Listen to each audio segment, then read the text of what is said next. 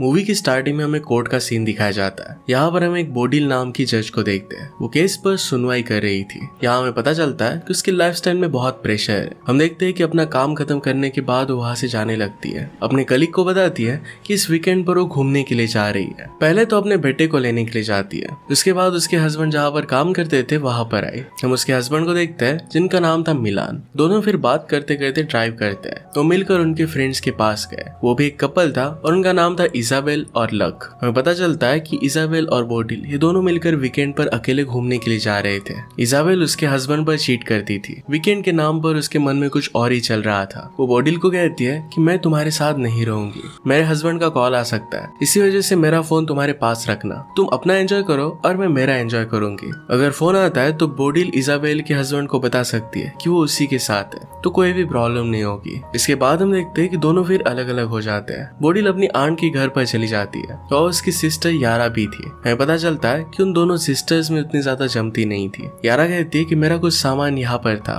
वो लेकर मैं यहाँ से जा रही हूँ। वो फिर वहाँ से चली गई। इजाबेल एक होटल के कमरे में रहती है। वहाँ पर वो बहुत एंजॉय करती है। बोडिल की कॉन्फ्रेंस थी और वो वहाँ पर गए। वहाँ पर वो अपने और इजाबेल दोनों के मोबाइल से फोटो खींचकर मिलान और लक को भेज देती है ताकि उनको लगे कि वो साथ साथ है। यहाँ पर प्रेजेंटेशन शुरू होता है। वहाँ पर हमारा और एक मेन कैरेक्टर जिसका नाम था सैमुअल ये प्रेजेंटेशन दे रहा था। बोडिल उसकी प्रेजेंटेशन से काफी इम्प्रेस थी। जब वो प्रेजेंटेशन दे रहा था तो बीच बीच में बोडिल का फोन बजता है। इससे सैमुअल की नजर उस पर पड़ती है। प्रेजेंटेशन के बाद हम देखते हैं कि सैमुअल और बोडिल एक दूसरे से बात करने लग गए थे। दोनों के बीच में एक अच्छी बॉन्डिंग हो जाती है। इसके बाद वो दोनों बोट राइडिंग के लिए जाते हैं। बोडिल फिर उसे अपने घर पर लेकर गए। एक दूसरे के साथ वो इंटीमेट होते हैं और बहुत सारा टाइम अच्छे से स्पेंड करते हैं। दूसरी तरफ हम देखते हैं कि इजाबेल भी एक बार में जाती है और वहां पर एंजॉय कर रही थी। वहां पर एक आदमी को पैसे देती है। ये पैसे उसने किस लिए दिए थे इसका राज हमें मूवी में आगे पता चलेगा। दूसरी तरफ हम देखते हैं कि बोडिल अपने घर पर आने के बाद फिर से फोटोज क्लिक करती है। अपने हस्बैंड मिलान और लक को भेज देती है। अगली सुबह हम देखते हैं कि बोडिल को लक का कॉल आता है। बोडिल ने फोन उठाया और लक को कहती है कि इजाबेल नहाने के लिए गई है। लक उससे कहता है कि उसका पैर टूट गया है। वो चाहता था कि इजाबेल जल्दी से घर पर आ जाए, उसका ख्याल रखे। उसने उसकी प्लेन की टिकट भी बुक कर दिए थे। बोडिल फिर इजाबेल को कॉल करती है। एक्चुअल में इजाबेल के पास और एक फोन था जिसका नंबर सिर्फ बोडिल के पास था। बोडिल उसे बता देती है कि तुम्हारे हस्बैंड के पैर पर चोट लग गई है, जल्दी से घर के लिए निकलो। इजाबेल उससे कहती है कि मेरा फोन तुम्हारे पास है, तुम्हारे घर आकर मैं उसे लेकर जाऊंगी। बोडिल कहती है कि मेरे पास कोई और प्लान है, लेकिन घर पर तुम्हारा फोन मैं टेबल पर छोड़ दूंगी, तुम आकर लेकर जाना। इजाबेल इसके लिए मान जाती है। इसके बाद बोडिल और सैमुअल दोनों बीच पर चले जाते हैं। वो मिलकर बहुत मजे करते हैं। ये सब बोडिल तो एंजॉय कर रही थी पर उसे याद आता है कि वो शादीशुदा है। वो सैमुअल को क्लियर कर देती है, कहती है कि हम दोनों एक साथ हैं। इसका मतलब ये नहीं कि मैं तुमसे प्यार करने लग गई हूँ, मेरा हस्बैंड है और मेरी एक पूरी अलग जिंदगी है। आज के बाद हम दोनों के बीच में कोई रिलेशनशिप नहीं रहेगी, तुम अपने रास्ते चले जाओगे और मैं मेरे रास्ते। इस बात पर सैमुअल थोड़ा सा उदास होकर वहां से चला जाता है। इसके बाद बोडिल जब अपने घर पर आती है तो देखती है तो वहां पर बहुत सारा खून गिरा हुआ था। घर का सारा सामान बिखरा हुआ है। वहां पर वो इजाबेल की बैग देखती है तो काफी डर जाती है। डायरेक्टली पुलिस को कॉल करती है। जब पुलिस आते हैं तो बोडिल के साथ पूछताछ करने लगते हैं। बोडिल झूठ कहती है कि इजाबेल और वो साथ में ही थे, लेकिन कुछ काम से वो बाहर चली गई थी। जैसे ही घर पर आए तो ये सब देखा। पुलिस यहाँ से ब्लड सैंपल वगैरह इकट्ठा कर चले जाते हैं। पुलिस के जाने के बाद बोडिल मिलान को कॉल कर बुला लेती है। कहती है कि तुम लक को भी लेकर आना। बोडिल वही होटल में जाता है जहाँ पर वो रुकी थी ताकि वहाँ से कुछ इन्फॉर्मेशन निकाल पाए। वहाँ उसे कुछ भी पता नहीं चलता। इसके बाद उसे बार में बुलाती है जहाँ पर वो गई हुई थी। वो बहुत परेशान हो जाती है क्योंकि अगर इजाबेल का पता नहीं चला तो सारा शक उसी पर आएगा। शाम को मिलान और लक आ जाते हैं। अगले दिन जब पुलिस आए तो सबको बताते हैं कि हमने ब्लड सैंपल की जांच की थी, हमें पता चला कि ब्लड इजाबेल का नहीं है। जब हमने उसका फोन ट्रेस किया तो हमें पता चला कि उसका फोन पूरे दिन भर घर पर ही था।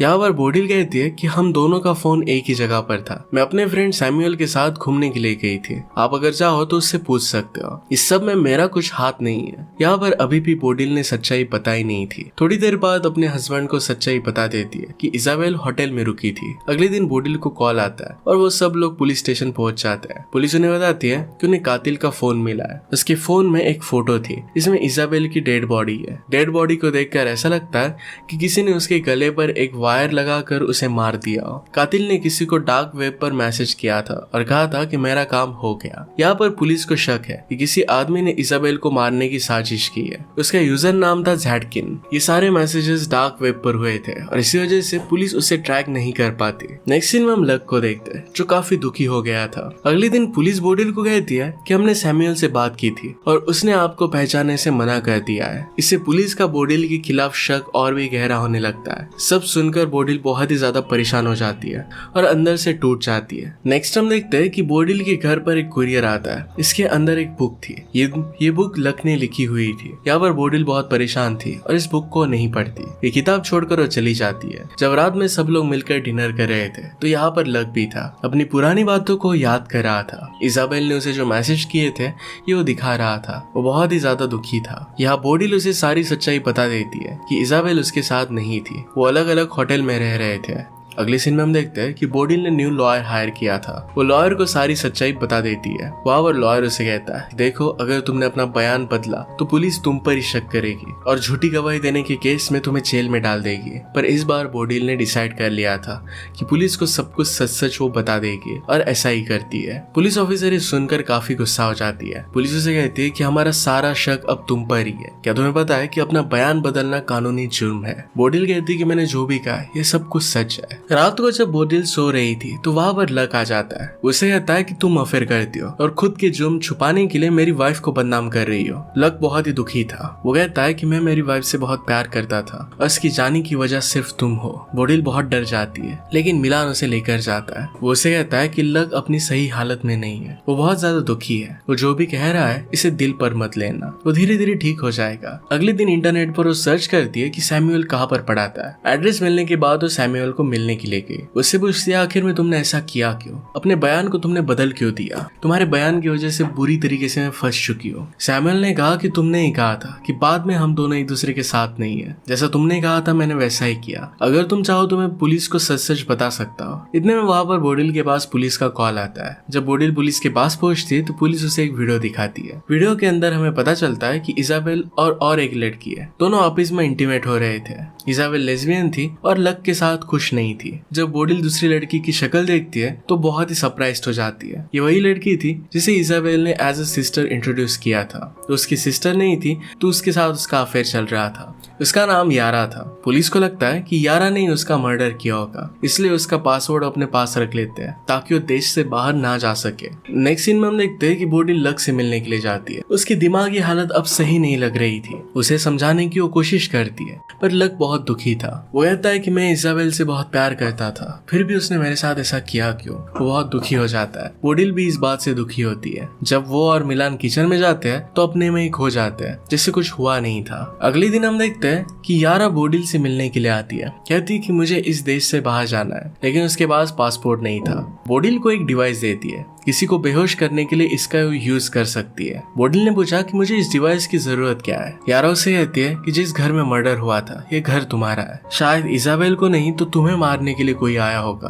तुम्हें अपने खुद का ख्याल रखना चाहिए। बोडिल को ये बात सच लगती है। उसे लगने लगता है कि उसके जान के पीछे कोई है। वो डिवाइस अपने साथ रख लेती है। इसके बाद उसे हमेशा लगने लगता है कि उसके जान के पीछे कोई है। वो डिस्टर्ब हो जाती है और बहुत सारी दवाइयां भी लेती है। जब शाम को बोडिल को उसके बेटे का कॉल आता है, वो कहता है कि उसे किसी प्रोजेक्ट के लिए कुछ फाइल्स की जरूरत है, तो पापा के लैपटॉप में देखो। जब फाइल्स ढूंढने के लिए बोडिल ने अपने हस्बैंड का लैपटॉप देखा तो उस लैपटॉप में एक उसे वीडियो मिलता है। ये उसका खुद का था। यहाँ पर पता चलता है कि घर का सीसीटीवी कैमरा उसने लैपटॉप पर अटैच किया है। इसमें बोडिल और सैमुअल की सारी अच्छी बातें थी। साथ में पिछले कुछ टाइम की वीडियो भी थी। इसमें वो जिसके साथ इंटीमेट हो रही थी इसके वीडियोस थे। उसे पता चलता है कि मिलान काफी समय से उस पर नजर रख रहा है। शायद उसने सैमुअल के साथ वो इंटीमेट हुई थी ये वीडियो भी देख ली हो। उसे लगता है कि उसके पति ने ही सब कुछ किया हुआ है, वही उसे मारना चाहता है। ये सब देखने के बाद उसे अपने बेगुनाही साबित करने की अपॉर्चुनिटी मिलती है। वो लैपटॉप लेकर तुरंत ही पुलिस के पास पहुंच जाती है ताकि वो बता सके कि जब मर्डर हुआ था तो वो सैमुअल के साथ थी। जैसे वो लैपटॉप ओपन करती है तो देखती है तो सारी वीडियोस किसी ने डिलीट कर दी थी। वो डर जाती है और पुलिस के सामने कहने लग जाती है कि प्लीज मुझे अरेस्ट कर लो, मेरी जान को खतरा है, कोई मुझे मारना चाहता है। पुलिस कहते हैं कि इस तरीके से हम तुम्हें अरेस्ट नहीं कर सकते।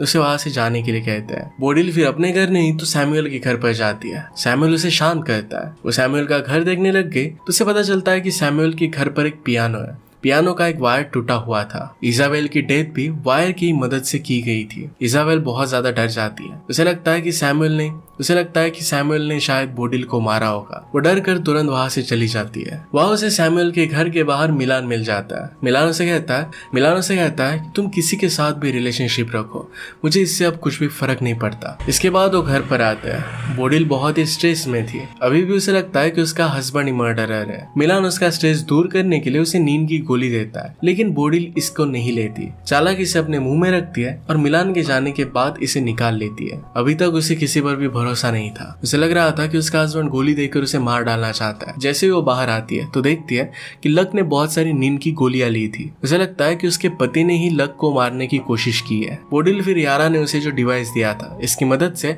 अपने हस्बैंड को बेहोश कर देती है। पुलिस को फिर फोन करने के लिए जाती है। उसे लगता है कि उसके हस्बैंड ने सब कुछ किया है। मिलान उसे समझाने की कोशिश करता है कि उसने ये सब नहीं किया, पर उसकी बात नहीं सुनती। उसे वहां पर एक बुक मिलती है जो लक ने लिखी थी। लक अपनी किताब जैड के नाम से लिखता था। बोडिल को याद आता है कि जिस यूजर ने डार्क वेब पर किसी को मारने का कॉन्ट्रैक्ट दिया था उसका यूजर नेम जैड की नहीं था। इसका मतलब है लक ने ही सब कुछ किया है। तभी वहां पर लक आ गया। वो बोडिल से कहता है कि मेरी बीवी की जगह पर तुम वहां पर होनी चाहिए थी। जो भी हुआ उसकी जिम्मेदार सिर्फ तुम ही हो। मैं तुम्हें नहीं छोड़ूंगा। लक उसे मारना चाहता था ताकि उसे लग रहा था कि वही इजाबेल को भड़का रही है। बोडिल मौका देखकर वहां से भाग जाती है। लक उसका पीछा करने लगता है। बोडिल भागते भागते समुद्र के किनारे भागने की कोशिश करती है। लक को तैरना नहीं आता था, फिर भी वो पानी में डुबकी लगा देता है। इसका फायदा बोडिल उठा लेती है और पानी में डुबा कर मार देती है। जब यहाँ पर पुलिस आती है तो सब कुछ सच्चाई उन्हें बता देती है। पुलिस उसे कहती है कि जो कॉन्ट्रैक्ट किलर था वो देश छोड़कर भाग चुका है। ये सब लक नहीं किया था। पुलिस फिर यारा का पासपोर्ट भी बोडिल को दे देते हैं। वो बोडिल को कुछ भी चार्ज नहीं करते क्योंकि उसने ये सब सेल्फ डिफेंस में ही किया था। हम देखते हैं कि मिलान बोडिल से बहुत गुस्सा था। वो अपने बेटे के पास अपने घर में रहने के लिए चला जाता है। उसने बोडिल को अब छोड़ दिया था। बोडिल लक की बुक में एक एड्रेस देखती है। वो होटल का एड्रेस था। नेक्स्ट सीन में फिर यारा को पासपोर्ट देने के लिए उसके होटल में गई। उसे पता चलता है कि यारा ने होटल छोड़ दिया है और अपने प्राइवेट एयरपोर्ट पर गई है। जैसे वो एयरपोर्ट पर जाती है तो देखती है कि यारा किसी लड़की के साथ है। वो लड़की और कोई नहीं तो इजाबेल ही थी। ये सब देखकर बोडिल बहुत कंफ्यूज हो जाती है। यारा और इजाबेल फिर मिलकर पूरी कहानी उसे बताती है। इजाबेल उसे बताती है कि एक दिन जब मैंने लक का लैपटॉप चेक किया था तो लक ने तुम्हें मारने के लिए $20,000 दिए थे। इजाबेल को डार्क नेट का कातिल अब पता चल चुका था तो उसने दुगनी कीमत देकर उस आदमी को कहा कि देश छोड़कर चले जाओ। उसने फिर यारा से मिलकर साजिश रची। उन्होंने जानबूझकर एक झूठी मर्डर मिस्ट्री क्रिएट की ताकि लक से वो छुटकारा पा सके। उन्होंने सारी फेक फोटोज निकाली थी ताकि पुलिस को लग सके कि इजाबेल की डेथ हो चुकी है। डार्क नेट की आईडी भी उन्होंने ही क्रिएट की थी। बोडिल के घर पर पार्सल भी उन्होंने ही सेंड किया था ताकि बोडिल जब इसे पढ़े तो पुलिस को सब कुछ बता दे। उन्हें पता था कि अगर उन्होंने बोडिल को सब कुछ पहले ही बता दिया तो उनका साथ नहीं देगी क्योंकि वो जज है और उसे हमेशा लीगल चीजें अच्छी लगती थी। बोडिल फिर यारा को उसका पासपोर्ट दे देती है। वो प्लेन में बैठकर चली जाती है। हम देखते हैं कि बोडिल को सैमुअल का कॉल आता है। वो उसे लाइक करती ही थी तो उसी के पास चली जाती है। इसी के साथ ही मूवी एंड हो जाती है। अगर आपको एक्सप्लेनेशन अच्छा लगता है तो प्लीज लाइक और कमेंट जरूर कर दीजिएगा। मैं बहुत सारी मूवीज लेकर आते रहता हूँ तो प्लीज चैनल को सब्सक्राइब कर दीजिए और बेल नोटिफिकेशन आइकन दबाने मत भूलिएगा। हम फिर से मिलेंगे और इन मूवी के साथ। तब तक के लिए थैंक यू और आप अपने आप का ख्याल रखिए।